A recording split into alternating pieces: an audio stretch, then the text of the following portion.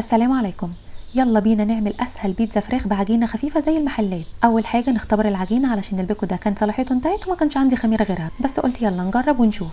في كوبايه ميه فتره هنحط البيكو البيكو تقريبا بيبقى معلقه كبيره، وعليهم معلقه كبيره من السكر، ونقلبهم لغايه لما يدوبوا ونغطيهم ونسيبهم لغايه لما يخمروا حوالي كده 10 دقايق، والحمد لله طلعت شغاله. ناخدها ونحط عليها معلقتين كبار من الخل علشان تبقى خفيفه وهشه، وربع كوبايه من الزيت ومعلقه صغيره من الملح، ونقلبهم كده مع بعض. وبعدين نحط 4 كوبايات من الدقيق بس بالتدريج، بحط شويه بشويه واعجن لغايه لما العجينه تتلم معايا. حسينا انها نشفت قوي من الدقيق نزود شويه ميه دافيه. العجينه بالذات ملهاش مقدار محدد، يعني ده بيتوقف على نوع الدقيق والسوائل اللي هو بيحتاجها. لو لقينا العجينه لسه بتقطع كده معانا يبقى لسه محتاجه عجن تاني.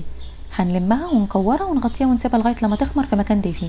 بسخن الفرن 10 دقايق وبعدين بطفيه وادخلها لغايه لما تتخمر. في الوقت بقى اللي بتتخمر فيه هجهز الفراخ.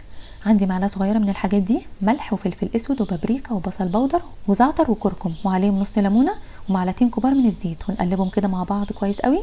ونحط عليهم صدر فرخه متقطعه مكعبات صغيره علشان تستوي اسرع، ونقلبهم مع بعض في التوابل. في المرحله دي مش بنحتاج ان احنا نسيبها تتبل، بنشتغل فيها على طول.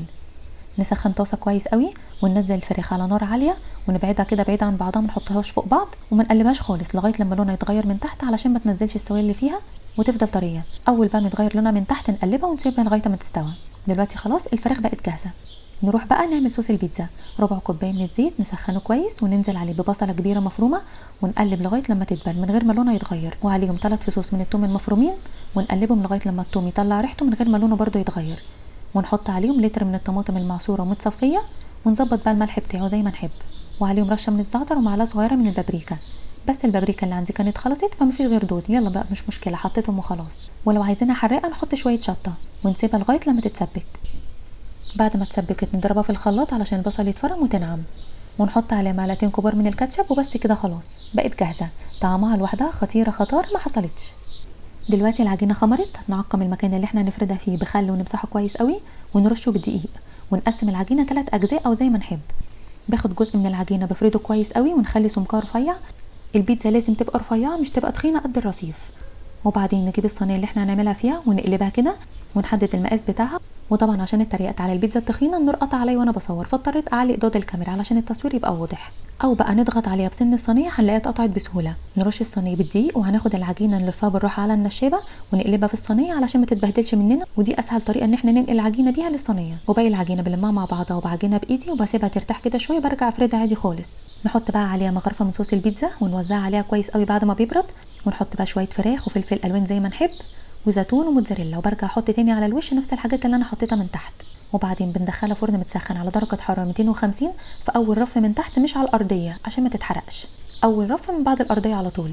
لازم ومهم جدا درجه الحراره تكون عاليه عشان البيتزا تستوي اسرع من غير ما الجبنه ما تنشف. وما ينفعش برضو نفرد العجينه ونحطها في الصينيه ونركنها في الحر وبعدين نسويها، هنلاقيها خمرت تاني وهتعلى وهتبقى برضو شبه الرصيف.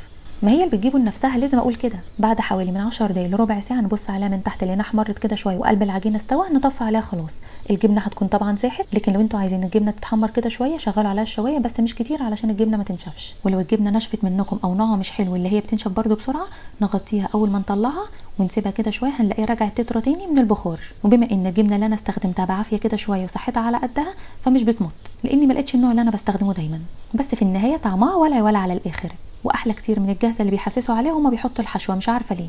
الكميه دي اتعملت معايا ل3 بيتزات بحجم يعتبر كبير، وباقي العجينه اللي لميتها عملتها شبه المنقوشه جبنه وخضار، وحشيت الاطراف بتاعتها برده جبنه. يلا بقى جربوا وقولوا لي رايكم فيها ايه. وما تنسوش لو عجبكم الفيديو وحبيتوه تعملوا لايك وشير وتشتركوا في القناه لو لسه مش مشتركين، واشوفكم ان شاء الله على خير الفيديو الجاي، وباي باي.